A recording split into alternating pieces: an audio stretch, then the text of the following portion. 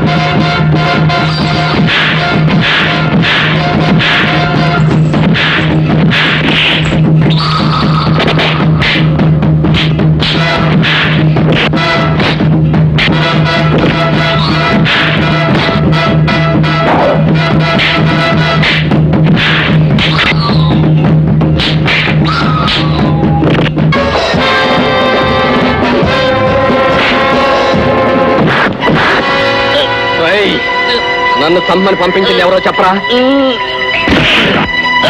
చెప్తాను సార్. ఎవరు పంపించారో చెప్పు. సావిత్రమ్మ గారు. సావిత్రమ్మ గారు మా అమ్మ? అవును సార్. ఆగండి సార్. కావాలంటే అమ్మగారు ఇచ్చిన ఈ లెటర్ చూడండి సార్, మీకే తెలిసిపోతుంది. నన్ను వదిలేండి సార్, నన్ను వదిలేండి.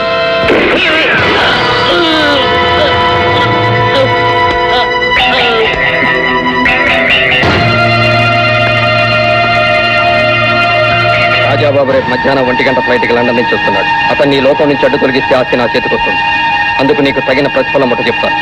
ఈ విషయం 3వ కంటికి తెలియకూడదు. సావిత్రి. రాజాబాబు!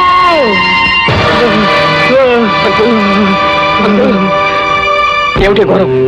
మనం ఈ దేశంలో అడుగు పెట్టగానే ఈ గండం ఏమిటి?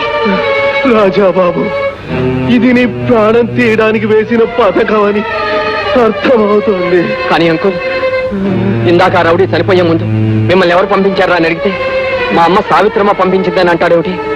ఆవిడ సొదస్తుడితో రాసిన ఉత్తరం కూడా ఇచ్చాడు. అంటే ఈ పని ఆవిడే చేయించుంటుంది. ఏమిటంకుల్ మీరు అనేది? ఈ పని మా అమ్మ చేయించిందా? ఏ తల్లైనా తన కన్నబిడ్డని చేతులారా చంపించుకుంటుందా? పైగా మా నాన్నగారి స్నేహితులైన మిమ్మల్ని చంపిస్తుందా? రాజాబాబు, ఇన్నాళ్ళుగా నీతో చెప్పకుండా ఒక రహస్యం దాచాను. సావిత్రమ్మ ఏమిటి అంకుల్ మా అమ్మ సావిత్రం ఏమిటో చెప్పండి అంకుల్. నిన్ను పెంచిన తల్లి నీ కన్న తల్లి కాదు. అంకుల్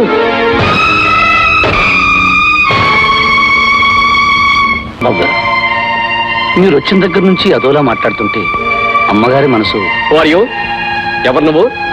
మీ ఉప్పు తిని బ్రతుకుతున్న నౌకర్ని బాబు గారు. నువ్వు పనిచేస్తున్నందుకు ఉప్పు తప్ప వేరే జీతం ఇవ్వటం లేదా? అది కాదు బాబు గారు. Good morning sir.